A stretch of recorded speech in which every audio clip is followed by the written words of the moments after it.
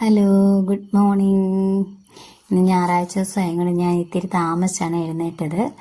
അപ്പം ഞാൻ നേരെ എഴുന്നേറ്റ് വന്നത് വെളിയിലോട്ടാണ് ഇറങ്ങിയത്. അപ്പം സിറ്റൗട്ടിൽ നിന്ന് നമ്മുടെ പ്രദേശം ഒന്ന് കാണുമായിരുന്നു. നല്ല മഞ്ഞും നല്ല തണുപ്പും ഒക്കെയുണ്ട്. നമ്മുടെ വീടിൻ്റെ വാതിൽക്ക് വലിയൊരു തോടാണ് ഉള്ളത്. അപ്പോൾ ആ തോടിൻ്റെ അടുത്ത് തന്നെ വലിയ തോട്ടവും ഉണ്ട്, പിന്നെ വനമൊക്കെ ഉണ്ട്. നല്ല രസമുണ്ട് അവിടുന്ന് കാണാൻ. അപ്പം മഞ്ഞ് പൊഴിയുന്നത് കാണാൻ വേണ്ടി ഇറങ്ങിയതാണ്. അപ്പോൾ അതെല്ലാം കണ്ട് തിരിച്ച് കയറി വന്നപ്പം ഞാൻ കാപ്പിക്ക് വെള്ളം വെച്ചു.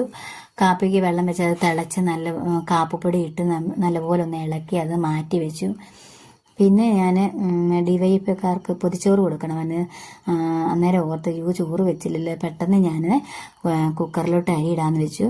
പിന്നെ ഞാൻ അരി എടുത്ത് കഴുകി 2-3 പ്രാവശ്യമായിട്ട് അതൊന്ന് കഴുകിയെടുത്ത് പിന്നെ നമ്മൾ കുക്കർ എടുത്ത് അതിൻ്റെ അകത്തോട്ട് ഈ അരിയും വെള്ളവും കൂടെ ഒഴിച്ച് വെച്ചിട്ട് കുക്കറിലോട്ട് അടച്ച് ഞാൻ സ്റ്റൗവിലോട്ട് വെച്ച് അത് കഴിഞ്ഞ് പിന്നെ ചേട്ടനും പിള്ളേർക്കെല്ലാം കാപ്പി കൊടുത്തു.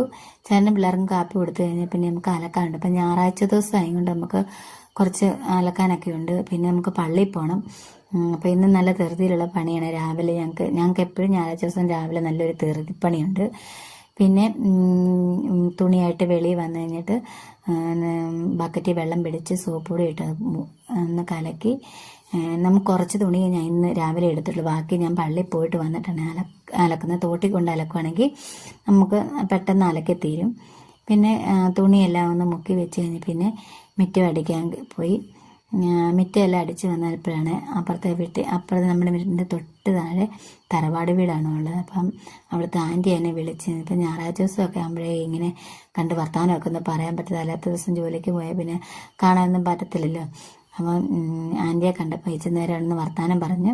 അപ്പം ആൻറ്റിയുടെ ആങ്ങളുടെ മകൻ മരിച്ചുപോയ വിവരങ്ങൾ പറയായിരുന്നു. അപ്പം അവിടുത്തെ ശവടക്കിന് പോയ കാര്യങ്ങളും ഒക്കെ ഞാൻ ചോദിക്കുകയായിരുന്നു. പിന്നെ അവിടുത്തെ വിവരങ്ങളെല്ലാം പറഞ്ഞു കഴിഞ്ഞിട്ട് ഞാൻ പിന്നെ മിറ്റമെല്ലാം അടിച്ച് നല്ല വൃത്തിയാക്കി എടുത്തു കഴിഞ്ഞപ്പം പിന്നെ നമ്മൾ മുക്കി വെച്ചിരിക്കുന്ന തുണി കൊണ്ടുപോയി അലക്കാൻ കൊണ്ടുപോയി.